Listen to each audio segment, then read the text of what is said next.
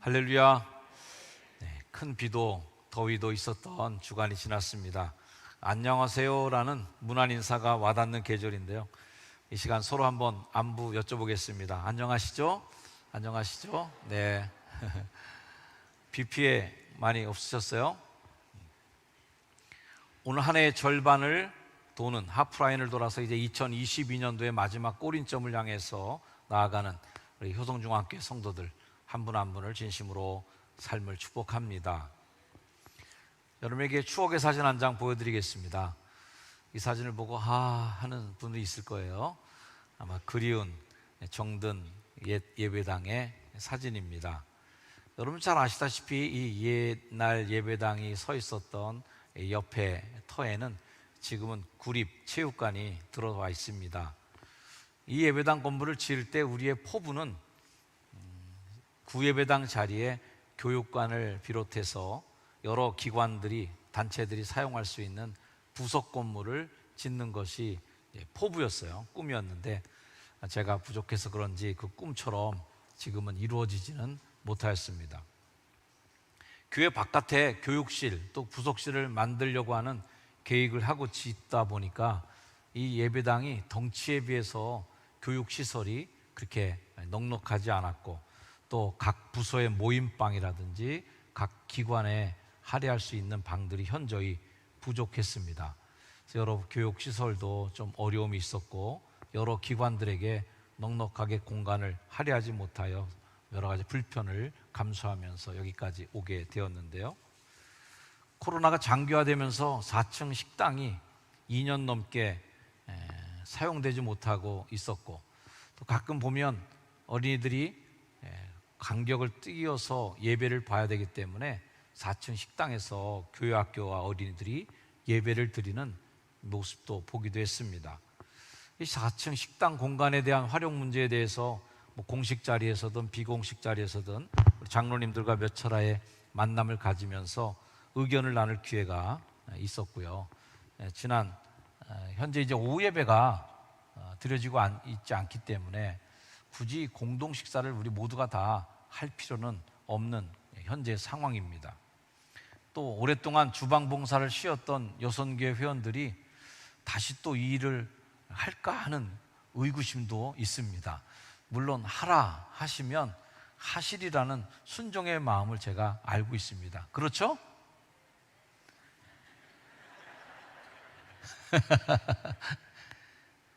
순종은 하시겠지만 고려하지 않을 수가 없는 상황입니다.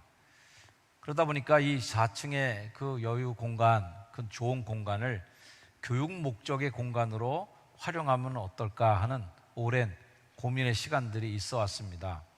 그런 생각들의 조각들이 이제 흩어져 있던 중에 4층의 식당 공간에 대한 몇 가지 아이디어와 생각들이 하나씩 모아지게 되었고요. 그러던 중 지난 홍천에서 모였던 장로님들 기획위원회에서 4층 식당 공간을 전적으로 교육 목적 공간으로 재활용하고 리모델링해서 사용하자라고 하는 데에 의견의 일치를 보았습니다. 그 첫 시작이 어제 하늘공원 데크 걷어내는 작업이 있었어요. 어제 엄청나게 더웠던 날인데 저도 5분도 나가 있기 못할 정도로 뜨거운 땡볕에서 남성교회 성도님들이 데크 철거를 정말 잘 해주셔서 너무 감사를 드리고 또 여성교회에서도 식사 준비를 잘 해주셔서 아주 어제 넉넉하게 공사를 잘 마칠 수가 있었습니다. 아마 궁금하신 분들은 4층에 가보시면 바닥이 이랬구나 하는 것을 보시게 될 터인데 끄트머리에 이제 철근 몇 개가 아직은 철거되지 않은 채로 남아있지만 어느 정도 모양이 드러났습니다. 우리 현재 예배당을 봉헌한 지 한 12년 차가 되어가고 있습니다. 시간의 흐름을 막을 수가 없는 것 같아요. 어제 공사를 하는 것을 보니까 발로 밟으면 땅이 푹푹 다 꺼지고 나무들이 이렇게 다 사갔고요. 또 걷어내고 나니까 속에 철근으로 다 이렇게 버팀목이 되어 있는데 철근이 과자처럼 바삭바삭할 정도로 다 부서져 있어요. 12년 동안 햇빛도 비도 고스란히 받았던 하늘공원의 이 데크가 멀쩡하기를 바라는 것도 무리라는 생각을 합니다. 지난주에 많이 내렸던 비로 인해서 본당에도 비가 새서 또 한바탕 물난리가 나기도 했어요. 어쨌든 방수 공사도 해야 하는 시점에 적기에 잘 데크 걷어내는 공사가 되었다 생각합니다. 하늘공원 다 데크를 걷어내고 나면 그 자리에 뭐 할까 하는 생각을 하면서 4층 식당 공간과 어린이 교육실과 데크가 잘 연결이 되면 좋겠다는 생각에 그곳에 어린이 놀이터를 좀 하나 만들려고 구상하고 있습니다. 이게 우리의 설계도는 아니고요, 다른 교회 옥상에 해놓은 것을 사진을 가져다 쓴 거고, 뭐 이런 유형의, 요즘에 감자탕집 어디 가면 어린이들 놀이공간 있는 거 있잖아요. 아이들이 굉장히 좋아합니다. 어쨌든 그 공간이 굉장히 좋은 공간이에요. 4층 공간 하늘공원을 보면 3면이 다 잘 안전하게 막혀 있고 한쪽은 유리로 다 내다볼 수 있는 공간이기 때문에 아이들에게 굉장히 안전한 공간이고, 또 데크를 뜯고 보니까 건축할 때 모습도 생각이 났습니다. 경사로가 있긴 한데 그 경사로가 뭐 굉장히 아이들에게 위험할 정도의 경사로까지는 아닌 것 같아서 아마 좋은 공간으로 거듭나지 않겠나 하는 생각을 합니다.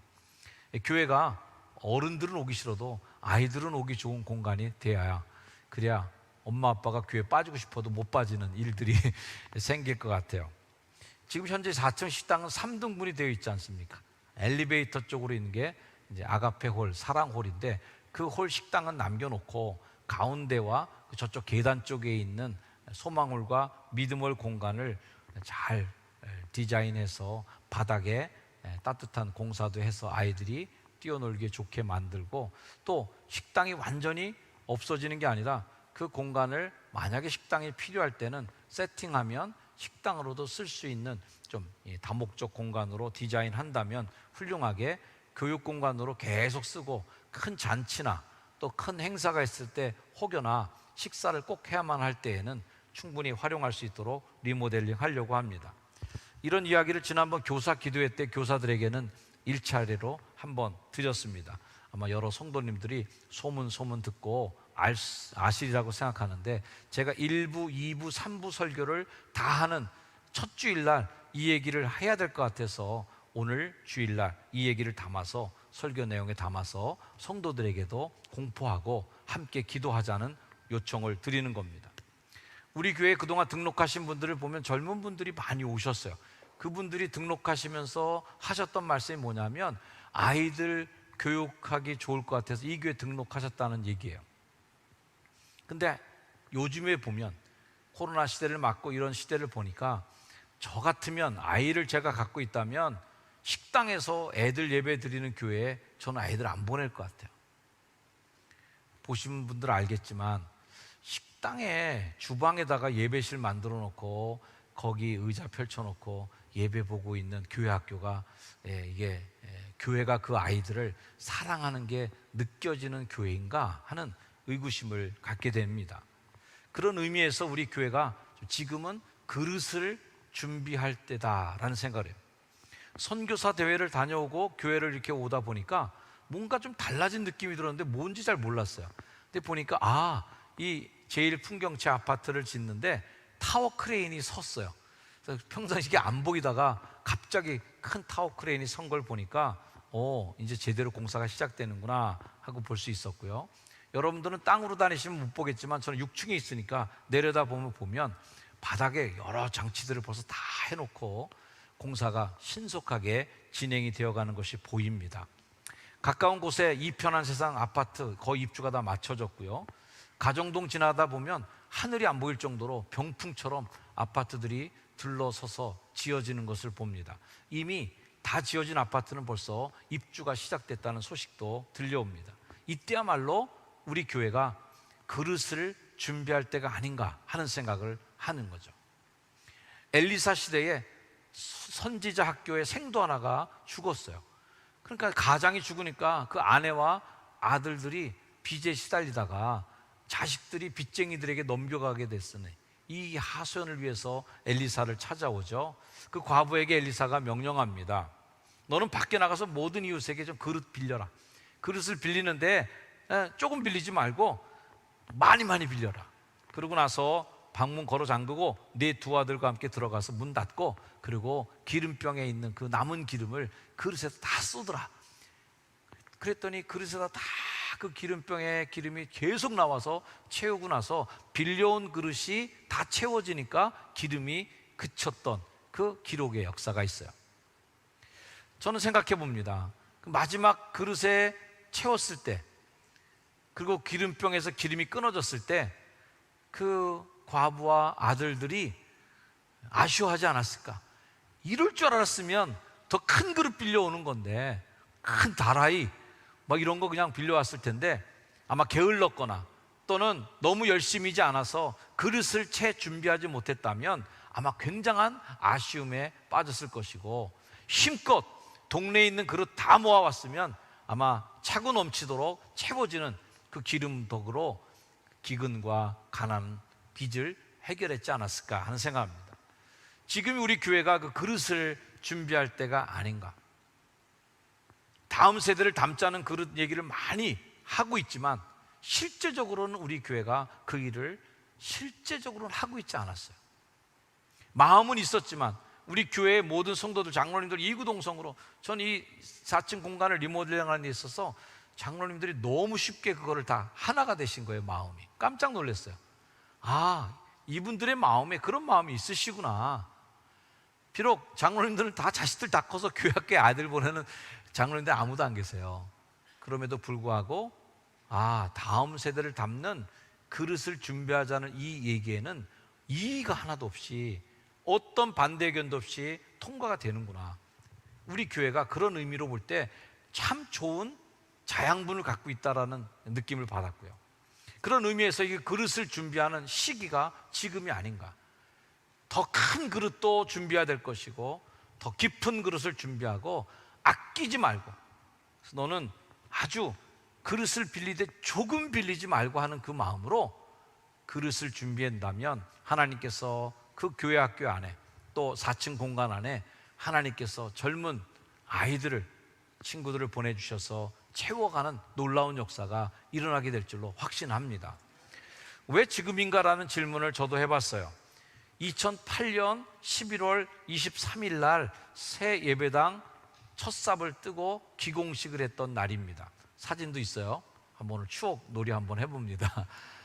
기공식 날 임시로 야외에다가 이렇게 강대상 마련해 놓고 예배 드렸던 그때 그 사진이고요.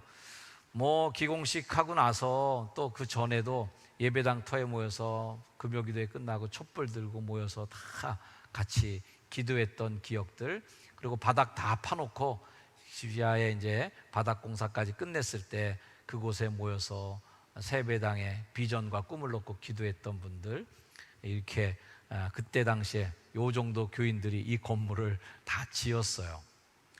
시간이 많이 흘러갔고 공사가 진척 잘 됐고요.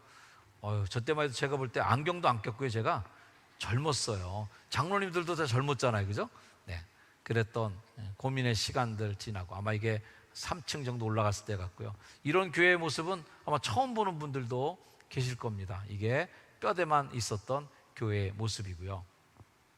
그러고 나서 9월 6일, 2010년 9월 6일에 봉헌 예배, 입당 예배를 드리던, 입당 예배죠. 입당 예배를 드리던 날이 바로 이날입니다.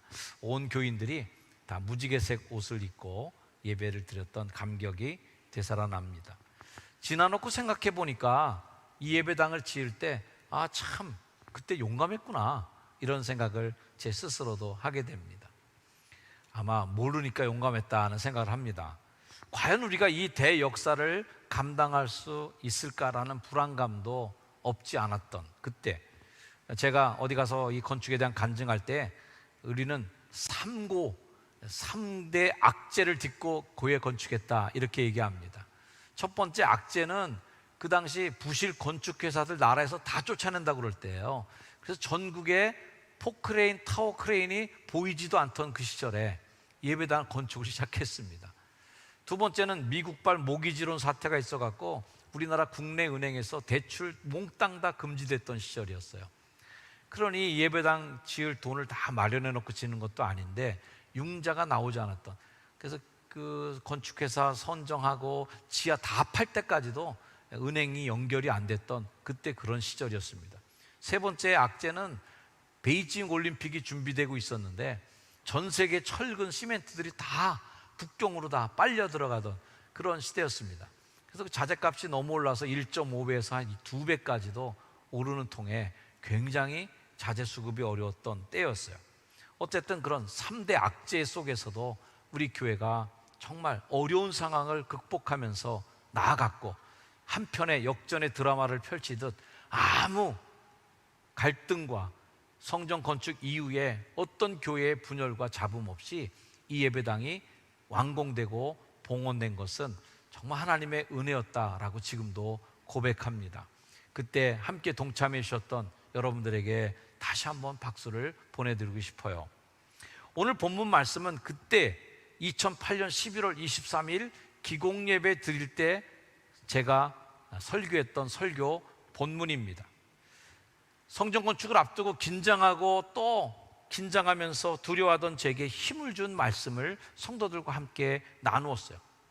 자, 이 역대상 29장 1절 말씀에는 다윗 왕이 이렇게 얘기합니다. 내 아들 솔로몬이 유일하게 하나님께 택하신 바 되었으나 아직 어리고 미숙하며 이 공사는 크도다. 너무 달라 보이는 두 가지가 있어요. 너무 크게 보이는 공사가 있고, 너무 어리고 너무 미숙해 보이는 솔로몬이 있어요. 다윗이 볼 때 이거 게임이 안 되는 건데 어떡하나 하는 걱정이 있습니다. 저의 마음도 마찬가지였어요. 우리의 예산은 미숙하고 우리가 가진 자산과 우리의 경험은 너무 어린데 공사는 너무 큰 거죠. 어떻게 감당할 수 있을까라는 불신이 몰려올 때마다 하나님에 대한 인격적 신뢰가 필요했던 때였어요. 여기에서 인격적이라는 말을 제가 강조하는 것은 그냥 하나님 막연하게 위에 계시고 어떻게 해주시겠지 하는 희망 갖고는 안 됐던 거죠. 인격적으로 정말 내 앞에서 딱 계약서에 도장 찍고 사인하시는 것처럼 허락하셔야 하는 일이기 때문에 인격적인 신뢰가 필요했다라는 말씀을 드리는 거예요. 하나님 보여주시는 확신과 한 걸음 한 걸음 걸을 때마다 하나님이 보증해 주지 않으면, 하나님이 거기에 사인 안 해주면 가다가 망할 것 같은, 가다가 큰일 날 것 같은 순간들이 있었던 거죠. 그때 하나님께서 이 역대상 말씀을 주셨어요. 1절 말씀은 어리고 미숙하며 공사는 큰데 그 다음 구절에 힘을 주었어요. 그 다음 구절 한번 읽어볼까요? 시작. 이 성전은 사람을 위한 것이 아니요 여호와 하나님을 위한 것이라. 할렐루야. 오늘의 설교 말씀을 준비하는데 많은 생각들이 오고 갔습니다. 교육관 증설 공사에 대해서 얘기하는데 굳이 맥주 감사주일 해야 되나 하는 생각도 했고요.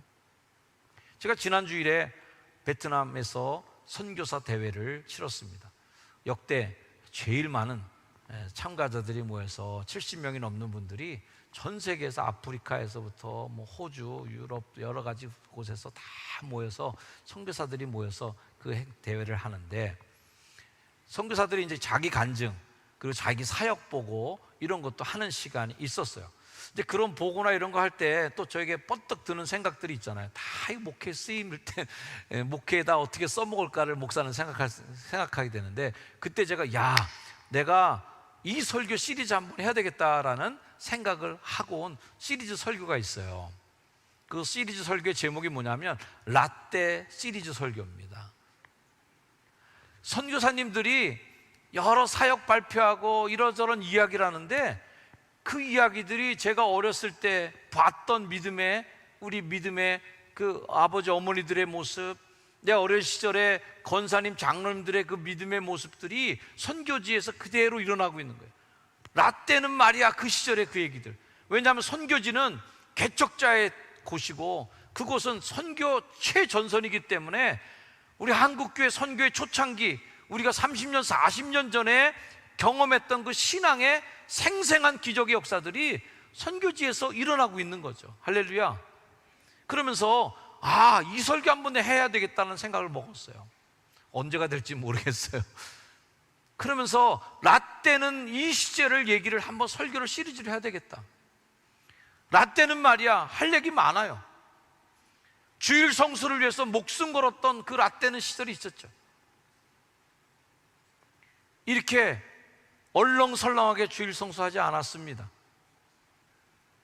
바깥에 가도 와서 예배드리고 또 가는 한이 있더라도 그랬던 주일 성수의 그 시절, 예배당 한 번만 져도 장로님들이 다 집 팔았던 그 시절, 자기 집은 전세 가시고 전세는 월세 가시고, 그래서 그분들이 망했나? 하나도 안 망하셨어요. 예배당 건축할 때 그 맨바닥에서 철야교의도 하시면서 땅바닥에 거적대기 하나 깔고 밤새 기도하셨던 그 라떼는 마리아의 그 시절의 이야기들 말이죠. 그런 헌신, 그런 기적들을 우리가 보았던 거죠.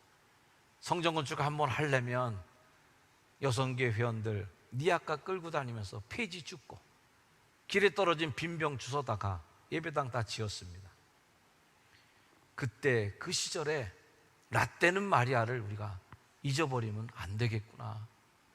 그래서 그때 그 시절의 추억을 한번 같이 공유하고 다시 그때 열정을 한번 되새겨보는, 한번 이 라떼 시리즈 설교를 한번 하면 어떻겠나 하는 생각을 해봤던 겁니다. 저도 아버님의 목회를 보면서 3번에 걸친 성전 건축, 그리고 오천교에서 교육관 증축, 효성중앙교에서 예배당 건축, 이것들을 경험하면서 나름대로 저도 임상 실험을 거친 제 믿음의 고백과 확신이 있어요. 그것은 뭐냐면 기근의 때에 씨를 뿌려야 된다라는 확신이 제게 있습니다. 하나님의 일은 어거지로 꺾어내는 그 작업이 필요한 거죠. 가장 배고픈 보릿고개 시절이야말로 어거지로 씨를 뿌리는 시절이죠. 광에 묻어놨던 담요에 거적대게 싸놨던 감자를 꺼내다가 밭에 심을 때고요, 처마 끝에 매달려 있던 말라 비틀어진 씨 옥수수를 밭에 나가 뿌릴 때가 바로 그 보릿고개 시절 아닙니까? 얼마나 배고팠으면 보릿고개 이거 굉장히 힘들게 지나셨잖아요. 그때 굶어 죽은 사람이 속출했던 그때야말로 뭐 할 때예요? 씨 심을 때다. 오늘 우리가 맥추 감사주의를 보내고 있지만 이스라엘 백성들이 가나안 땅에 들어가서 첫 추수 보리를, 밀을 추수하면서 맥추 감사절을 지켰던 그 감격이 얼마나 컸겠습니까? 우리가 열매를 지금 따먹고 있다면 그것은 울며 씨를 뿌린 결과물이죠. 지금 대한민국의 이 풍요와 발전은 우리 부모님들 세대들이 못 먹고 못 입었지만 자식 농사만큼 망치지 말아야 된다는 생각에 온 정성과 에너지를 자식 농사에 싹 다 투자해서 울며 씨를 뿌렸기 때문에 세계 이런 경제 대국이 되고 자원 하나도 없는 이 나라가, 인구도 별로 없는 이 나라가 경제적인 대국이 될 수 있던 것은 다 머리 농사 짓기 위해서 부모님들이 공부시켜준 결과죠. 저도 철없던 시절에, 고등학교 시절에 친구들이 다 광화문 과외를 가는 거예요.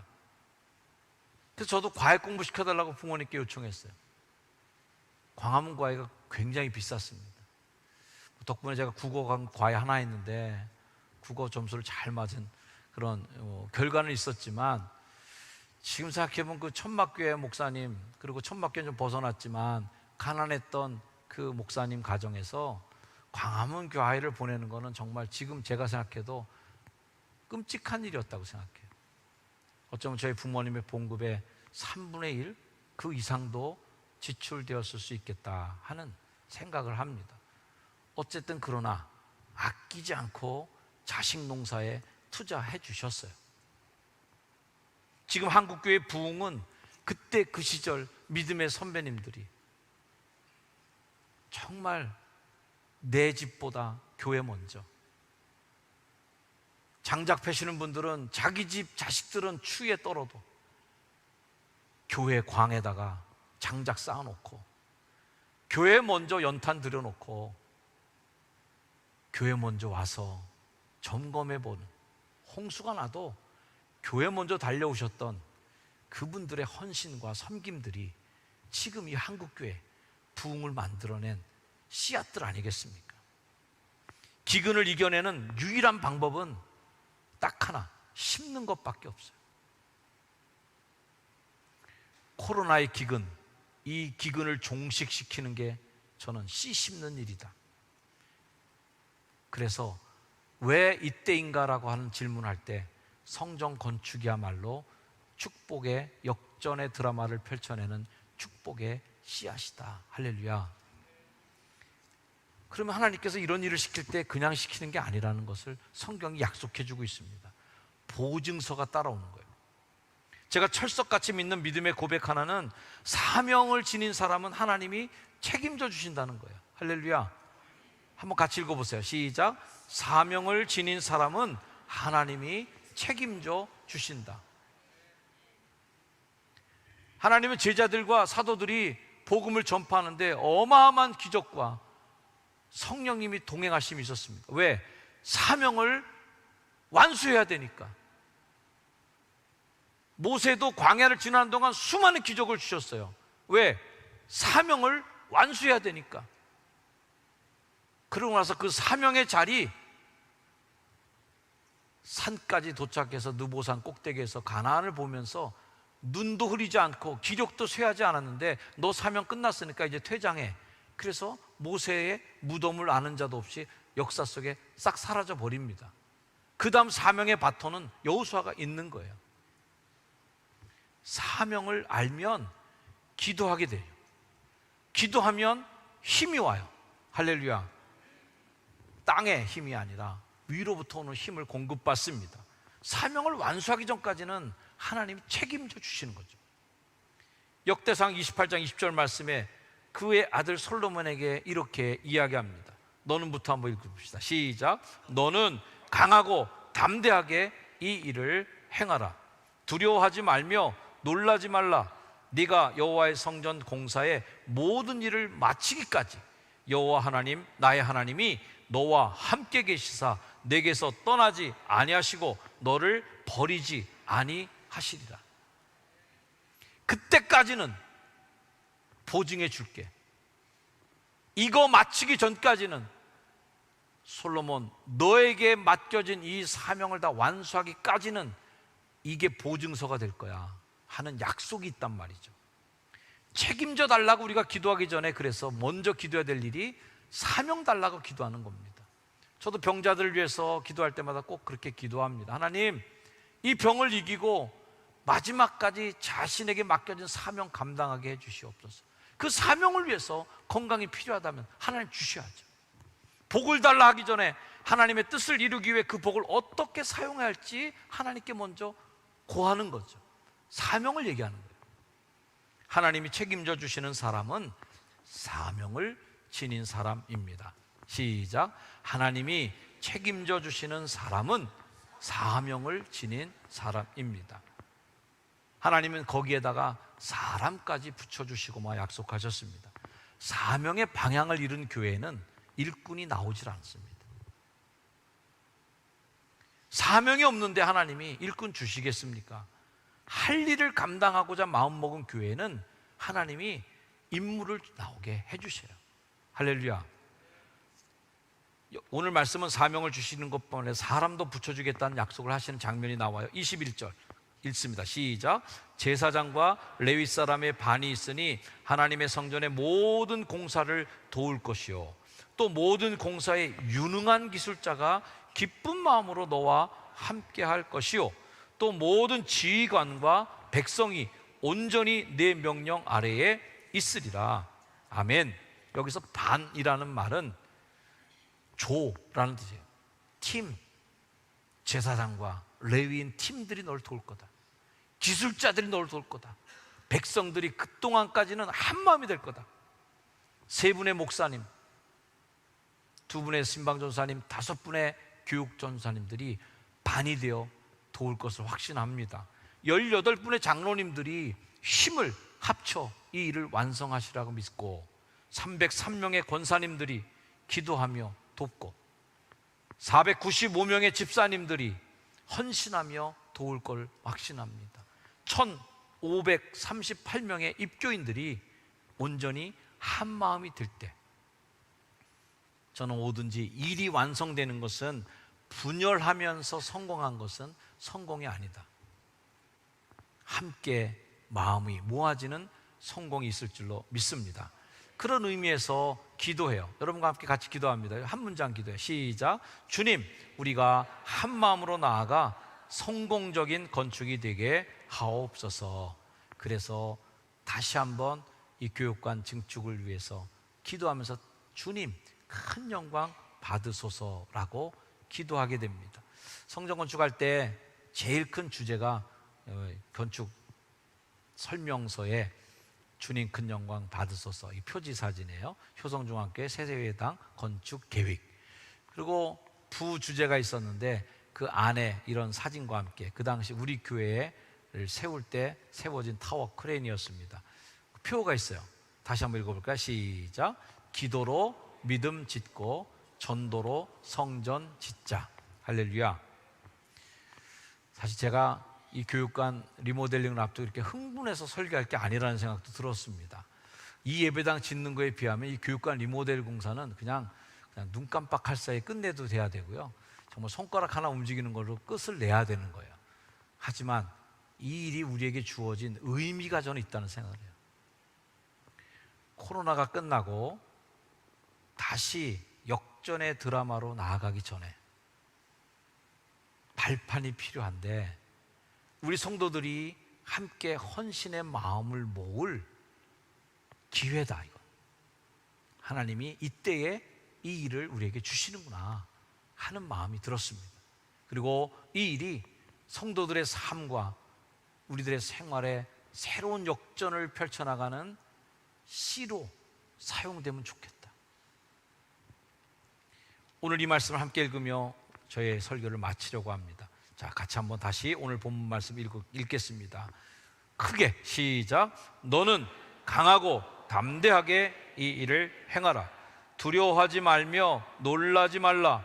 네가 여호와의 성전 공사의 모든 일을 마치기까지 여호와 하나님 나의 하나님이 너와 함께 계시사 네게서 떠나지 아니하시고 너를 버리지 아니하시리라. 아멘. 기도하겠습니다.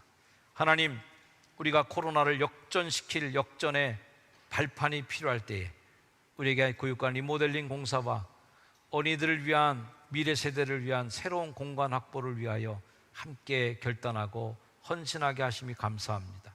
장로님들의 마음이 하나로 모아지게 하셨으니 감사하고, 오늘 제가 설교로 말씀드린 이 내용들이 성도들에게 아멘되고 공감되게 하시니 또한 감사합니다. 성령님 역사하여 주셔서 역전의 드라마를 펼쳐나가는 효성중앙교회 되게 하여 주옵소서.